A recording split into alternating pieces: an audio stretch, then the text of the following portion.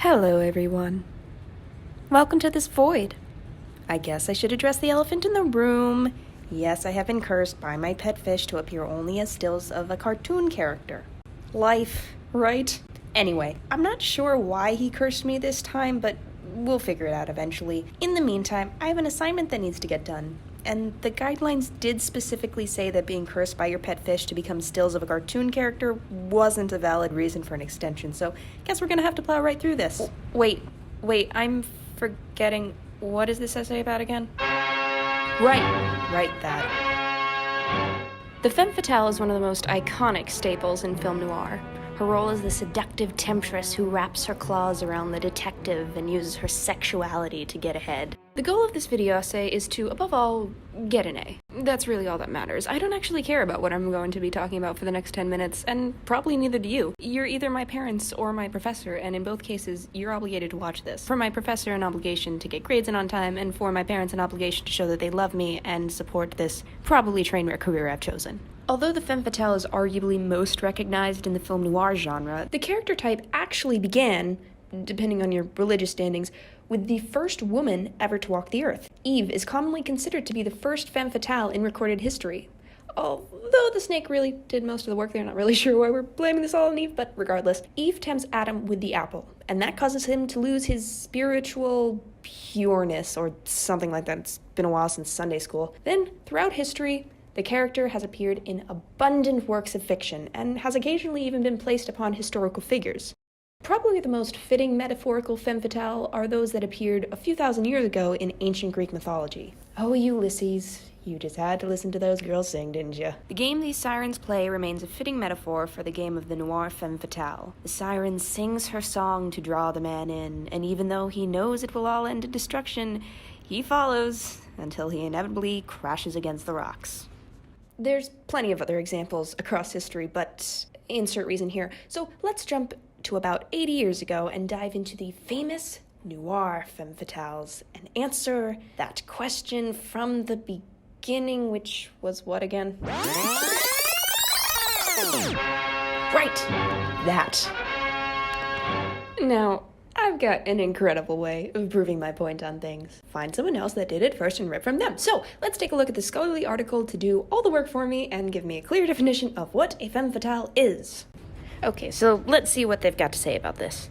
States that the type for the femme fatale is not clearly defined. Okay, well, why even write an article if you're not gonna write my video essay for me? God, this is a complicated way of looking at things. At this point, I would usually just go to bed, but I really need to pass this course, so let's look at everything from a different angle. Something I found useful in deciphering what the standard tropes of a genre or character type are, is to look at popular parodies of that work. Another way of saying, let someone else do the work for you and leech off the research. So, let's take a look at one of the most famous femme fatale parodies of all time. Jessica Rabbit in the greatest film ever made, I will fight you on that, Who Framed Roger Rabbit. As soon as Jessica steps through that curtain, it is obvious that she is the most fatale of femme fatales, and everything in the rest of the film builds up to her being revealed as one of the villains. But actually, it's a reverse twist, when it's revealed that she is actually just a loving wife trying to protect her wrongfully accused husband. Albeit in a very suspicious way. Did you actually have to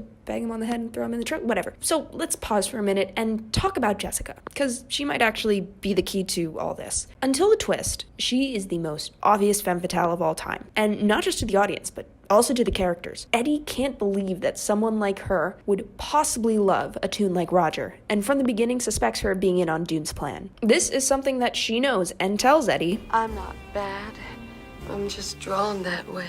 So, that's the answer, right? Jessica Rabbit is the defining look of the femme fatale. Okay, great, we're done. I can go home. Okay, so let's just vamoose out of here and... Oh, it has to be 10 minutes. And that was a super obvious conclusion. Not smart in any way. And also not even correct, because not all femme fatales look like that. Well, then how am I supposed to define what a femme fatale looks like if they don't all look alike? Actually compare some real femme fatales from noir? Yeah, well, I guess that could work. Okay, now that I actually look at it, it seems like femme fatales don't have just one defined look across the board. Yes, there are similarities between many of them, but there's not one thing that crosses all the aisles. So, two femme fatales who are quite far apart in terms of looks are Phyllis Dietrichson in Double Indemnity and Vera in Detour. In Detour, Vera is a rough and tumble fatale who knows what she's doing and makes it clear that she's in charge. And that's why I love her. Al even observes that, man, she looked as if she'd just been thrown off the crummiest freight train in the world.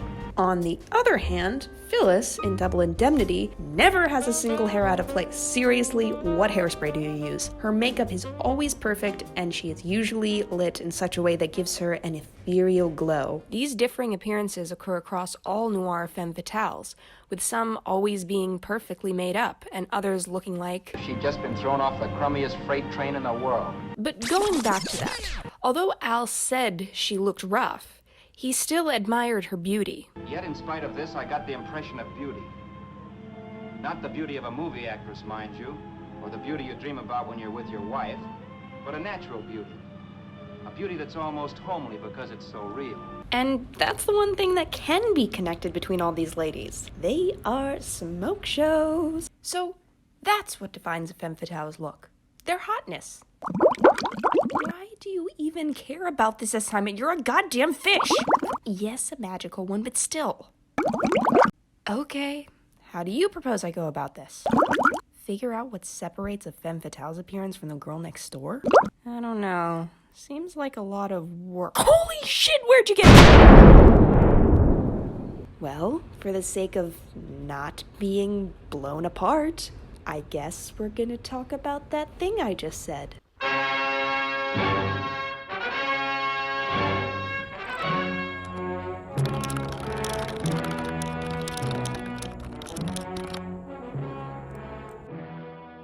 For the sake of simplicity and the fact that it's getting very close to bedtime, let's keep using Detour and Double Indemnity as our main focus. And by happy coincidence, they both have distinct femme fatales and girl next doors to compare with each other. To start, Vera and Sue. Just their names are indicators of their roles. Vera sounds harsh. Sue is my craft teacher from summer camp who taught me how to make shitty hand puppets. And when looks come into play, intense is the word I would use to describe Vera. I don't think the character was capable of smiling without it looking evil. And when I say character, I mean character. This is the actress's publicity photo, so this wasn't just her normal look. It was intentional for the film. On the other hand, Sue is my craft counselor. But seriously, she falls on the completely other end of the spectrum. I think when Al said, Not the beauty of a movie actress, mind you, or the beauty you dream about when you're with your wife, but a natural beauty. she was the beauty he was talking about that you expect from your wife. Vera is nothing but pointy corners. And not just in her appearance. I mean, look at her movements. She looks like the robot Maria in Metropolis. Actually, she's a good example of a femme fatale, except in her case, she's leading an entire society to destruction instead of just a few unlucky men. And also, she's a really good comparison, because she literally has a girl next door identical twin. My German film knowledge has finally paid off. With Phyllis and Lola, it's a little less obvious because they're both high society women, and, like said before, Phyllis doesn't have that rough look that Vera has. However, there are still several points to be made. One, Lola has dimples, and no one with dimples is capable of being evil. But there's some other stuff too. The first time we see Lola, she's playing Chinese checkers with Phyllis, and the contrast is almost too obvious. Lola is a brunette wearing a white outfit, and Phyllis is a blonde wearing a black outfit. Both the top and bottom of the two women are yin and yang to each other. There are also discrepancies between their face accentuations. Both the eyes and lips of Phyllis are emphasized with a much darker color than on Lola, and you'll notice that in the scene where Phyllis reveals to Walter her true intentions for the scheme, she has darkened her eyes even more with the addition of sunglasses. There doesn't seem to be much of a point to wearing them. She's inside, and they just make her look even more suspicious than she already does. So, what could the reason be? Metaphor. And, wait for it, that also happens in Metropolis when Robot Maria is created. I mean, look at all that extra eyeliner. Coincidence? Maybe. But the evidence supports my claim, so who cares? But it doesn't just stop at appearances. Take a listen to how they speak. Maybe it's not good enough for me, Walter. Maybe I don't go for the idea. Lola Dietrichson. Don't you remember me? And how about Sue and Vera? What I'm doing is the only sane thing to do. What makes you so sure I'll shut up about this?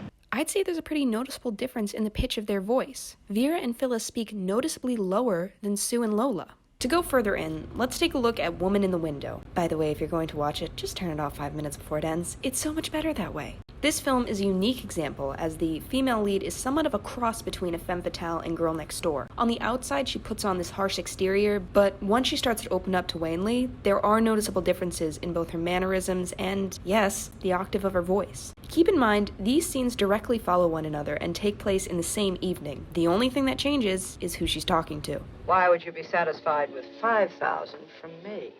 I don't expect you to pay all the money, though. I have a little, and I can raise a little more on that bracelet. Okay, so we've established that one look does not a femme fatale make, but they are always in contrast with their Girl Next Door counterparts, having darker accentuations and harsher angles, as well as an octave difference in their voice. So maybe that's what defines the look of a femme fatale. In films when she's on her own, it's all about the performance, and yes, having those harsh angles and accentuations, but in films with the two female character types, it's all about the difference between the two individuals that separates them into their roles. If Vera and Phyllis were in a film together, Phyllis would look much more like a Girl Next Door because of the juxtaposition to Vera. But when compared to Lola, she settles back into the femme fatale role we all know and love her for. So as Alec Bing said, it's all in the way you look at things. Shout out to the greatest book of all time. I will also fight you on this, The Phantom Tollbooth. Whether a femme fatale or a Girl Next Door, looking at both their character archetypes across a wide variety of film noir really shows that the noir genre was actually a good place for complex female characters to thrive. So, it's a bit odd that these women seem to get remembered more in popular culture through their parodies over their actual selves. Which is also really weird because even though Jessica is one of the most famous femme fatale parodies, she's actually a commentary on the misunderstanding of the character. She shows that she's not defined by how she's drawn, but rather her emotions and intentions. Which a lot of the time for femme fatales is a sociopathic killer, but hey, those are some of the most interesting characters in fiction. But the question remains, what timestamp are we at? Okay, I'm done, I'm out of here, I am at the time limit, and I am gone. What? I'm at the time requirement, I got a conclusion, what do you still want me to do? You want to explain why you did all this? Well, I don't think I needed one, but okay. You're actually an omnipotent alien being who was sent to Earth to discover weak spots for the invasion, but you felt so bad I was going to fail this assignment that you decided to help me pass? So, where did the idea to turn me into a cartoon come from? Wow, that's actually a really valid reason that makes complete and total sense, while also summing up the meaning of existence. Thank you so much, omnipotent alien being inside my fish. Could you turn me back now?